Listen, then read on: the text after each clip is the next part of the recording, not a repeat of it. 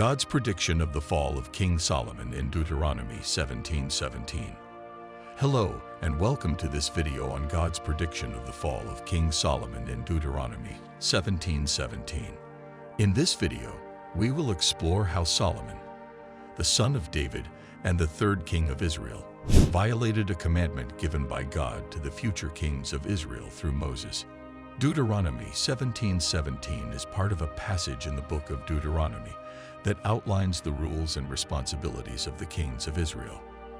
It says, "He must not take many wives for himself, lest his heart go astray. He must not accumulate for himself large amounts of silver and gold."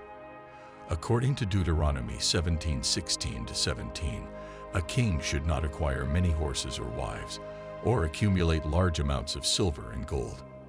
However, King Solomon did not keep this commandment and had many wives and horses. This commandment was meant to prevent the kings from being corrupted by worldly pleasures and influences, and to keep them faithful to God and his covenant with Israel. However, King Solomon, who reigned for 40 years, disobeyed this commandment in both aspects. The Bible tells us that Solomon had 700 wives of royal birth and 300 concubines, many of whom were from foreign nations that worshipped other gods. As a result, Solomon's heart was turned away from God, and he built altars and temples for the idols of his wives. Solomon also amassed a great fortune during his reign. He received tribute from many neighboring kingdoms, engaged in trade with other nations, and exploited the natural resources of his land. He also built a magnificent temple for God in Jerusalem, as well as a splendid palace for himself and other buildings. The Bible says that the king made silver as common in Jerusalem as stones, and that he had a throne made of ivory and gold, as well as shields, cups, and vessels of pure gold. Solomon's wealth and splendor were admired by many people, including the Queen of Sheba, who visited him and praised him for his wisdom and achievements. However, Solomon's extravagance also had negative consequences. He imposed heavy taxes and forced labor on his people, which caused discontent and resentment among them. He also made alliances with foreign kings through marriage, which exposed him to their influence and policies. Solomon's disobedience to God's commandment in Deuteronomy 17:17 led to his downfall and the division of his kingdom after his death. God was angry with Solomon for turning away from him and worshiping other gods, so he told him that he would tear away most of his kingdom from him and give it to one of his servants. However, God also said that he would leave one tribe for Solomon's son for the sake of David, his father, who was faithful to God. This prophecy was fulfilled when Solomon's son Rehoboam became king after him. Rehoboam refused to listen to the people's request to lighten their burden, and instead threatened to increase their oppression.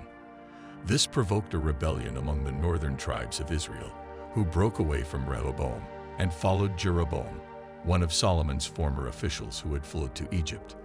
Thus, the United Kingdom of Israel was split into two: the northern kingdom of Israel under Jeroboam, and the southern kingdom of Judah under Rehoboam.